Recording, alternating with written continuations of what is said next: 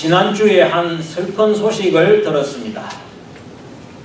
구수하고 친근한 말투로 한국인들의 많은 사랑을 받았던 야구 해설가 하일성 씨가 지난 목요일 자신의 송파구 사무실에서 목매 자살하였습니다. 향년 67세. 떠나기 전날 오후 동네 슈퍼 앞 의자에 앉아서 담배를 한 대 피우던 마지막 모습이 CCTV에 찍혔죠. 그날 자정에 소주 3병을 마시고는 다음날 새벽에 떠났다 하니 참으로 공술의 공수거, 빈손으로 왔다가 빈손으로 간다 하는 그것이 인생인 것을 새삼 깨닫게 합니다. 왜 그랬을까요? 야구 해설가로서 뿐만 아니라 연예인 뺨칠 정도로 TV 출연으로 인기를 많이 누렸죠. 성공한 분입니다. 1년에 억대의 소득세, 세금만 억대를 낼 그 정도로 재산도 많았습니다. 그러나 최근 빌딩 매매에서 사기를 당했다고 그러죠. 그리고 자기 빌딩은 날려버리고 양도세를 계속 갚아 나가야 되니까 큰 경제적인 어려움이 있었던 것 같습니다. 그리고 거기다가 지난 2월 말에 A 모 선수를 NC 창원 다이노스에 입단시켜주는 조건으로 5천만 원의 돈을 받은 경우로 부산 강서경찰서에 입건되는 그런 일이 있었습니다. 그는 내가 살면 얼마나 더 산다고 이러느냐, 이제 명예 하나만 남았다, 그건 지켜줘야 하는 것 아니냐 하면서 정신적 고통을 호소하였죠. 사랑하는 성도 여러분, 살다 보면은 누구나 죽고 싶은 마음이 들 때가 있습니다. 다 그만두고 싶다. 단 한 달만이라도 아무도 나를 간섭하지 않는 그런 곳에서 그냥 푹 잠적했다가 돌아오고 싶다는 생각을 누군들 한두 번 하지 않겠습니까? 저도 해봤거든요. 여러분은 그렇지 않습니까? 누군들 그런 생각이 없겠습니까? 사는 것이 그만큼 힘듭니다. 잘 하려 했는데도 돌이켜보면은 왜 그리 실수와 아픔이 많은지 후회하는 마음이 우리를 질책하기 마련입니다. 그러다가 과거의 상처, 현재의 경제적인 어려움, 미래에 닥칠 그 두려움이 그렇게 사로잡혀 버리게 되면은 까딱하는 순간에 악한 영의 괸에 빠져가지고 자살이라고 하는 잘못된 결론을 내릴 수 있습니다. 그러나 성도 여러분, 아무리 힘들어도 자살만은 안 됩니다. 아멘. 아멘. 자살만은 안 됩니다. 제 목숨 제가 끊으면 안 됩니다. 그만한 죄가 별로 없습니다. 살면서 상처받지 않는 사람 아무도 없습니다. 나는 끝났다 해도 하나님 아버지는 끝이 아닙니다. 모든 인생의 열쇠를 가지고 계신 하나님, 그 하나님에게는 해결의 길이 있는 줄로 믿습니다. 아멘. 이 시간 저는 우리가 인생에서 겪는 실수나 실패로 인해 경험하는 그 상처, 이 상처를 어떻게 잘 대응할 것인지에 대해 함께 말씀을 나누고 싶습니다. 이 상처에는 사실 개인적, 가정적인 그런 것뿐만 아니라 또 사회나 교회의 상처 같은 공동체적인 그런 상처들도 있습니다. 이 모든 상처들은 치유되지 아니하고 무의식적으로라도 어디에다 있다 그러면은 어디엔가라도 남아 있으면은 그 개인과 가정과 교회의 성장과 발전에 치명적인 장애 요인으로 작용해 버립니다. 치유받지 못한 내 속에 상처받은 과거의 어린아이가 고집스럽게 웅크리고 앉아있다 한번 생각해 보시기를 바랍니다. 그 상처받은 아이는 예사 고집쟁이가 아닙니다. 과거에만 살고 있기 때문입니다. 현재와 도무지 타협하지 않습니다. 그 어린아이는. 그 상처는 그 자리에 있으면 치유되지 아니하면 고집이 이만저만이 아니라는 말씀입니다. 그렇기 때문에 나의 상처, 또 나아가 공동체의 상처를 잘 파악하고 그것을 해결하는 것, 치유받는 것이 굉장히 중요합니다. 그렇지 않으면 그 상처에 사로잡혀가지고 그 과거에 사로잡혀가지고 앞으로 나아가지를 못합니다. 오늘 예레미야 선지자는 하나님의 진리의 말씀을 더하지도 또 빼지도 않고 그대로 우리에게 선포하고 있는데요. 내 백성은 어리석다.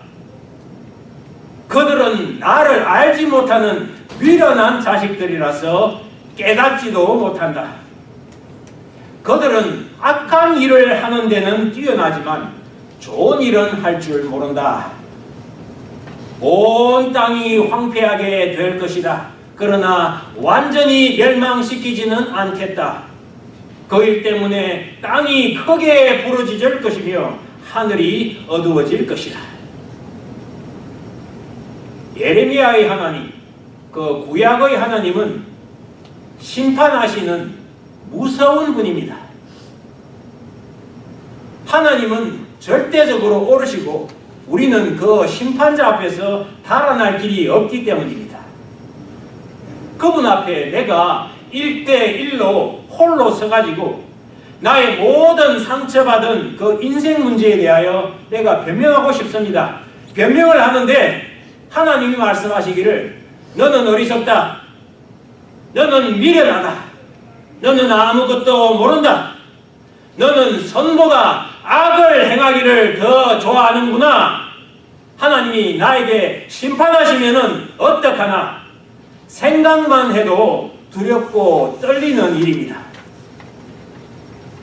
실제로 이스라엘 백성은 이 예레미야의 심판의 말씀 이후에 장장 70년간을 나라를 잃고 방황하는 세월을 보내야 했습니다. 70년. 우리가 일제에 45년간 나라를 잃는 것도 힘들었는데 70년간 그들은 나라를 잃고 방황해야 했습니다. 하나님의 이 심판의 말씀이 임한 이후에 우리는 그런데 우리 귀에 듣기 좋은 말을 모두 듣고 싶어하는 그런 경향이 있습니다. 아무리 스스로 잘못하였어도 또 내가 나는 참 잘못했어. 잘못한 사실을 내가 스스로 잘 안다고 하여도 너는 틀렸다. 그한 말을 면전에서 듣고 좋아하는 이는 거의 아무도 없습니다. 그것은 우리의 자존심에 상처가 됩니다. 나에게도 자존심이 있는데 그런 말을 하다니 아니 나도 잘하려고 했어요. 말하고 싶어집니다. 내 능력이 그것밖에 안 됐는데 어떻게 해요? 항의도 하고 싶어합니다. 이러한 처지에 놓인 우리에게 두 번째 본문에서 우리의 변호인으로 오신 예수께서 등장하십니다. 많은 사람들이 수근거리기 시작하지. 이 사람이 죄인들을 받아들이고 함께 밥을 먹기까지 한다. 도저히 있을 수 없는 일이 일어났다는 그런 이야기입니다. 받아들일 수 없는 천하고 낮은 사람들을 예수가 함께 한다는 그런 지적입니다. 세리나 창녀, 죄인들은 하나님의 무서운 심판을 모면할 수 없는 구제불능의 사람들이라 여겼지요. 왜냐? 천한 사람들, 왕따 받는 소외계급의 이 사람들은 이 땅에서도 함부로 취급받는 것이 당연하다. 그것이 사회 공통의 인식이었습니다.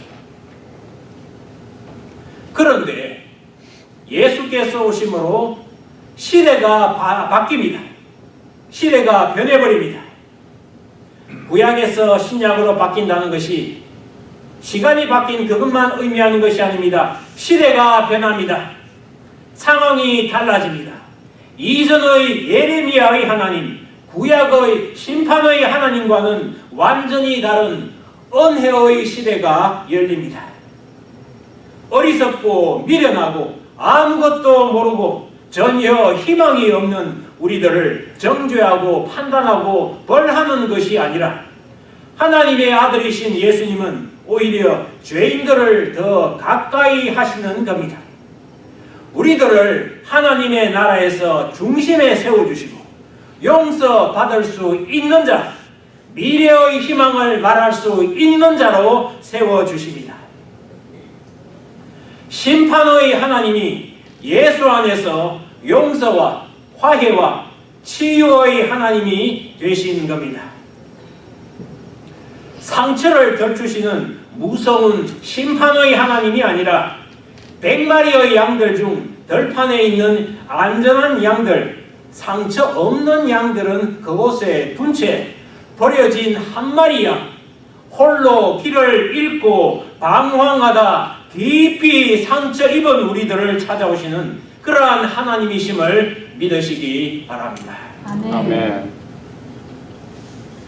너희 중에 어느 사람이 양 100마리가 있는데 그 가운데 한 마리를 잃었다고 하자.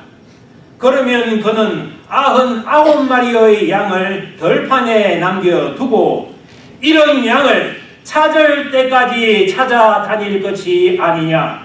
그리고 양을 찾으면 양을 어깨에 메고 기뻐할 것이다. 어리석고 희망 없는 백성을 심판하던 구약에서의 무서운 하나님이 신약의 예수에게서는 그들의 상처를 싸매주는 자비의 모습으로 오신 겁니다.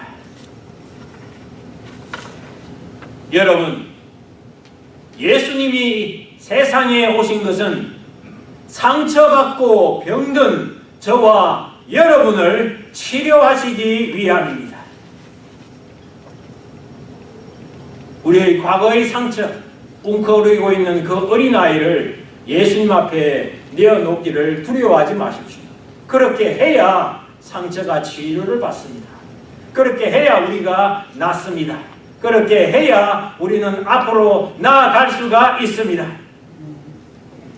우리는 하나님 앞에서 영적으로 선천적인 장애인입니다. 우리가 하나님의 말씀을 듣고 예수님을 믿을 때 가장 먼저 치료받는 것이 우리의 죽은 영혼, 상처받은 영혼입니다. 그 짓물리고 골맞던 영혼에게 주님의 말씀이 치료의 광선이 되어 새 살이 차오르고 상처가 아물기 시작하는 것입니다. 그래서 하나님을 모르던 사람이, 하나님의 존재를 전혀 생각지도 않던 사람이 그분과의 관계로 죄로 막혔던 영혼의 담이 허물어지고 인간의 상식으로는 믿을 수 없는 성경 말씀을 받아들이게 되는 것입니다. 예수님으로 말미암아 하나님을 아버지로 부르게 되는 것입니다. 이것이 사람들에게 일어날 수 있는 가장 위대한 일입니다. 그래서 인간에게 일어나는 가장 위대한 일은 예수님을 믿음으로 나의 구주로 받아들이고 예수를 통해 우리의 죽은 영혼이 치유받고 새 삶을 살게 되는 것입니다. 하나님의 말씀을 믿음으로 받아들일 때 믿겨지지 않습니다. 주님, 그러나 주님을 믿기를 원합니다. 믿기를 결단합니다. 각오합니다. 주님 앞에 나를 내어놓을 때 우리의 찢겨진 상처에 놀라운 치유의 역사가, 놀라운 변화가 일어나게 됩니다. 왜 그렇습니까? 우리에게 있는 상처, 우리가 도대체 감당할 수 없는 그 상처를 예수님이 친히 담당하시기 때문입니다. 예수님이 우리의 상처, 모든 것을, 우리의 모든 죄를 짊어지고 주님께서 십자가로 올라가시기 때문입니다. 이제는 어떤 상처라도 우리가 그에게 가져가면은 그가 다 맡아주시는 것입니다. 그래서 세리와 창녀, 나그네, 과부, 고아, 죄인들이라고 할지라도 그들의 상처가 더 이상 그들의 문제가 되지 아니하는 것입니다. 그것은 예수님의 문제가 되는 것입니다. 내가 다 이루었다, 예수께서 말씀하시는 것입니다. 빈손 들고 나가면은 주님께서 자비를 베풀어 주신다는 것입니다. 오기만 하면 다 나음을 입을 것이다 말씀하시는 것입니다.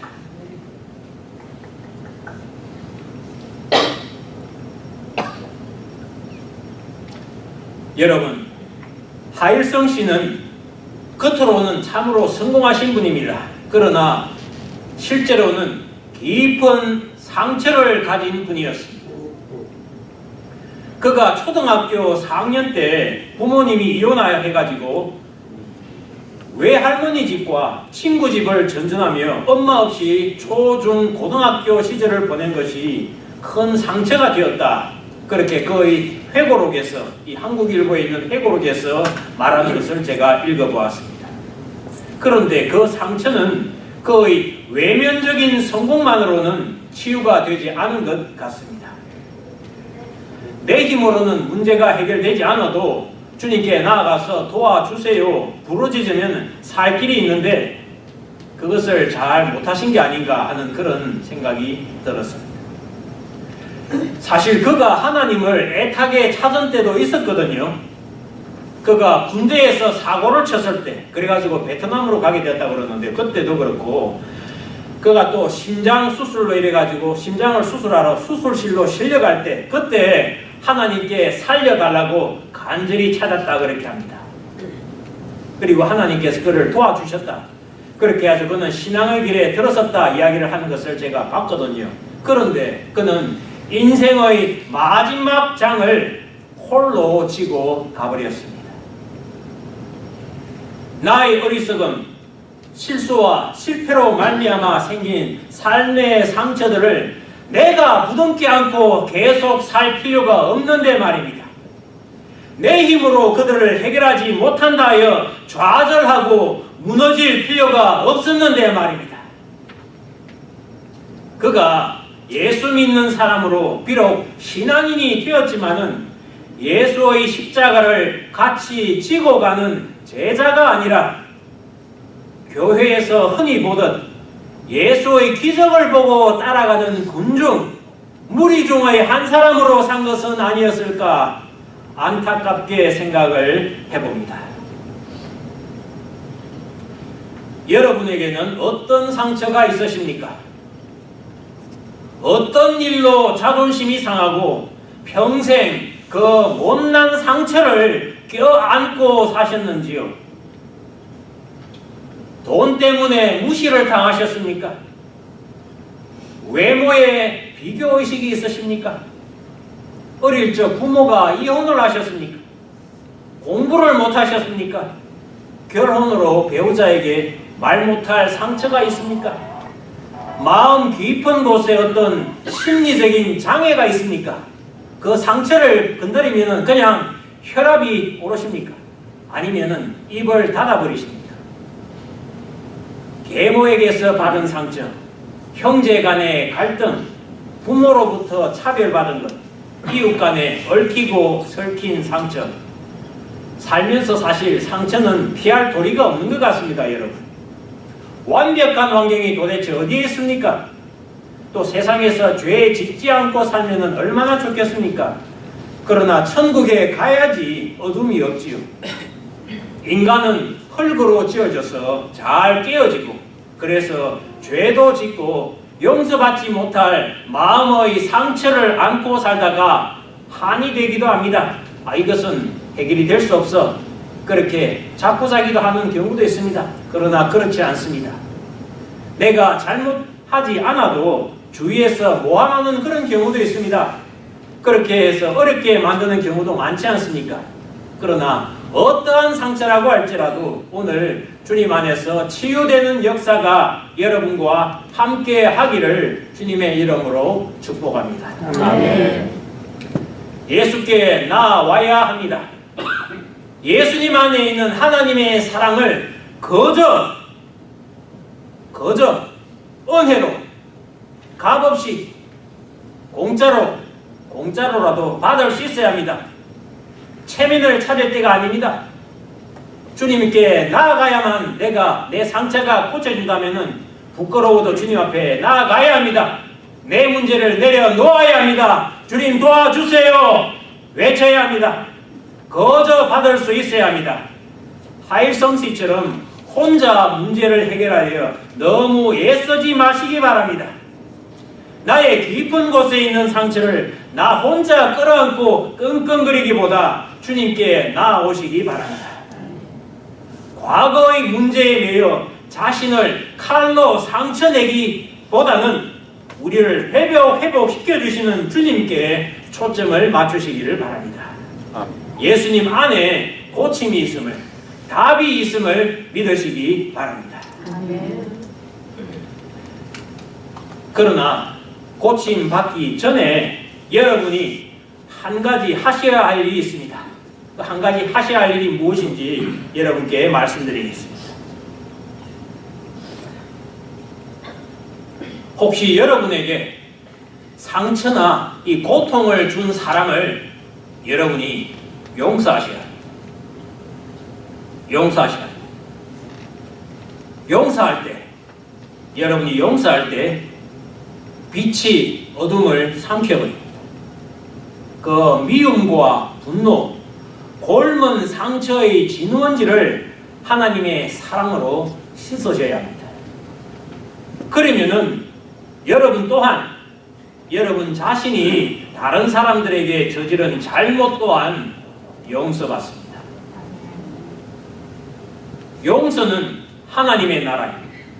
상처와 미움은 어두움의 나라, 사탄의 나라입니다. 내가 너희에게 말한다. 하늘에서는 회개할 필요 없는 99명의 의인보다 회개하는 죄인 1명을 두고 더 기뻐할 것이다. 주님은 용서와 회개하는 자를 지금 찾으십니다. 과거의 상처에 집중하게 하는 어두움의 나라에서 지금 나오시기를 바랍니다. 오늘 용서하고 회개하기를 결단하는 여러분이 되시기를 바랍니다. 그리하여 빛의 나라, 그 하나님의 나라의 놀라운 치유와 회복과 전진, 축복의 역사가 함께 하시기를 주님의 이름으로 선포하며 또한 축복합니다. 아멘. 이 시간 우리 모두 함께 두 손을 들고 주님 앞에 저희 잘못, 그것을 용서해 주십시오. 혹시 또한 제가 용서해 주지 못한 사람이 있으면, 그런 상황이 있으면 또한 내 스스로를 용서하지 못하였으면 나 스스로를 용서하는 그런 시간이 되시기를 바랍니다. 주님 앞에 용서하고 회개하고 과거의 상처를 더 이상 끌어안고 가지 않겠습니다. 주여 3번 삼창하고 주님 앞에 간절하게 기도를 드리도록 하겠습니다. 주여, 주여, 주여, 저희들을 도와주시옵소서. 주님께서 저희를 너는 어리석다, 너는 아무것도 모르는구나 심판하시는 하나님이 아니라 예수님 안에서 우리를 용서하시고 치유하시며 우리의 상처를 쓰다듬어 주시고 그것을 깨끗하게 치유해 주시는 주님이신 것을 인하여서 감사합니다. 이 시간 주님 앞에 나아가며 나의 과거에 사람들에게 말할 수 없는 그런 상처, 이것이 용서받을 수 있을까 회의하며 낙담하며 자포자기하던 그런 상처들, 또한 남에게 준 모든 상처들을 회개하고 주님 앞에서 그 모든 상처가 치유받기를 원하오니 오 주님 안에 있는 치유의 역사가 함께하여 주시기를 간절히 바랍니다. 오 주님 앞에 열린 마음으로 나를 받아주시고 누구든지 나에게 오면은 내가 그를 결단코 내어 쫓지 아니하리라 하시는 주님의 약속의 말씀을 붙잡고 주님 앞에 나아가오니 오 주님 저희들을 도와주시고 축복하여 주옵시고 모든 상처를 치유하여 주옵시고 깨끗하고 건강한 삶을 살아갈 수 있도록 웃으면서 살아갈 수 있도록 주여 저희들을 도와주시옵소서. 미래를 이야기하며 현재에 활기차게 걸어갈 수 있도록 나에게 하늘의 힘과 용기와 역사하여 주시는 놀라운 일이 함께 하여 주시옵소서. 예수님의 이름으로 축복하며 기도드리옵나이다. 아멘.